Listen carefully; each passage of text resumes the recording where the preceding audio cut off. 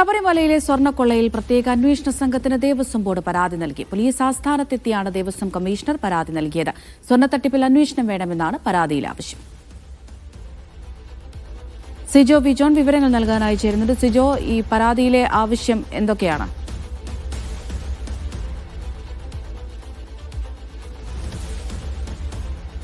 സിജോ, കേൾക്കാമോ?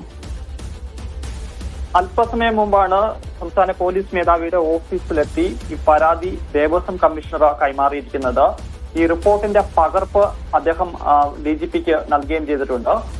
ഈ വിഷയത്തിൽ സമഗ്രമായ അന്വേഷണം വേണം, കേസെടുത്ത് അന്വേഷിക്കണം എന്നൊരാവശ്യമാണ് മുന്നോട്ട് വച്ചിരിക്കുന്നത്.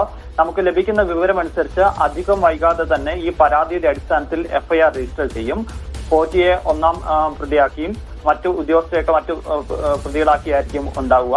എത്രത്തോളം ഉദ്യോഗസ്ഥരാകും ഇതിന്റെ അകത്ത് ഉണ്ടാവുക എന്നുള്ളതാണ് ഈ ഘട്ടത്തിൽ അറിയാനുള്ളത്. മുരാരി ബാബുവിനെ എന്തായാലും പ്രതിയാക്കുമെന്ന കാര്യത്തിൽ സംശയമില്ല. കാരണം ഇതുമായി ബന്ധപ്പെട്ട രേഖകളിൽ കൃത്രിമം കാണിച്ചിരിക്കുന്നത് അദ്ദേഹമാണ്. ഈ സ്വർണ്ണപ്പാളിയെ ചെമ്പാക്കി രേഖപ്പെടുത്തിയത് മുരാരി ബാബുവാണ്. സ്വാഭാവികമായും മുരാരി ബാബുവും ഇതിൽ പ്രതിയാകുമെന്ന കാര്യത്തിൽ സംശയമില്ല.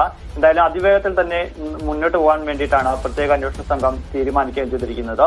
ഇതോടൊപ്പം തന്നെ കൂടാതെ മറ്റാരെയെങ്കിലും കൂടി പ്രതിചേർക്കണമെന്നുള്ളൊരു ആവശ്യം നിലവിൽ ഇപ്പോൾ SITക്ക് മുന്നിൽ വെക്കുന്നുണ്ടോ ദേവസ്വം കമ്മീഷണർ സിജോ?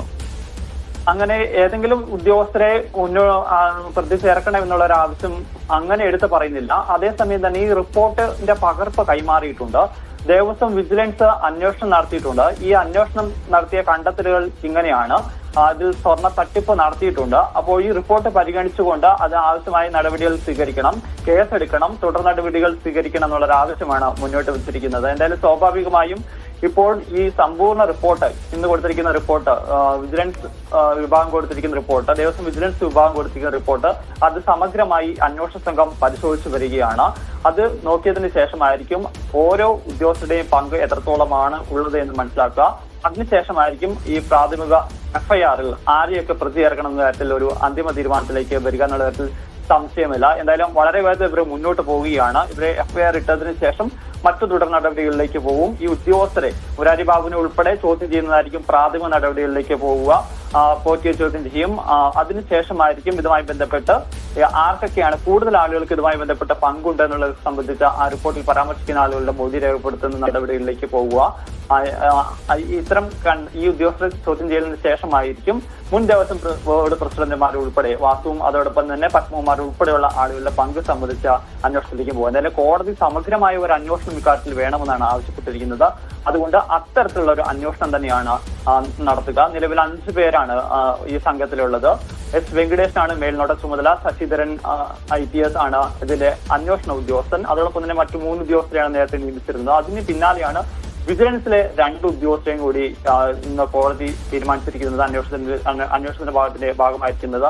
ആ ടീമും ഇപ്പോൾ ഇതിനൊപ്പം ചേർന്ന നിലയിലേക്ക് വന്നിട്ടുണ്ട്. എന്തായാലും വളരെ വേഗത്തിൽ തന്നെ മുന്നോട്ട് പോകാം. കാരണം ഒരു 60 ദിവസത്തിനുള്ളിൽ ഇതിനെ സംബന്ധിച്ച് റിപ്പോർട്ട് നൽകണം എന്നാണ് ആവശ്യപ്പെട്ടിരിക്കുന്നത്. മാത്രമല്ല 2 ആഴ്ചയ്ക്കുള്ളിൽ ഇതുമായി ബന്ധപ്പെട്ട് ഒരു ഇടക്കാല റിപ്പോർട്ടും നൽകേണ്ടതുണ്ട്. അതുകൊണ്ട് തന്നെ വളരെ വേഗത്തിൽ തന്നെ അന്വേഷണം പൂർത്തിയാക്കാനുള്ള നടപടികളിലേക്കാണ് പോകുന്നത്. ഇതിപ്പോൾ ദേവസ്വം ബോർഡ് കൊടുത്തിരിക്കുന്ന പരാതിയുണ്ട്. ഈ പരാതിയുടെ അടിസ്ഥാനത്തിലായിരിക്കും FIR രജിസ്റ്റർ ചെയ്യുക. ഈ ദേവസ്വം ബോർഡ് അംഗങ്ങൾക്കെതിരെയും ദേവസ്വം ബോർഡ് പ്രസിഡന്റിനെയും ഒക്കെ കേസെടുക്കണമെന്ന് ആവശ്യപ്പെട്ടുകൊണ്ട് 4-5 പരാതികൾ വന്നിട്ടുണ്ട്. ആ പരാതിയും ഈ SIT പരിശോധിക്കുകയും ചെയ്യും. സിജോ വിജോനാണ് വിവരങ്ങൾ നൽകിയത്.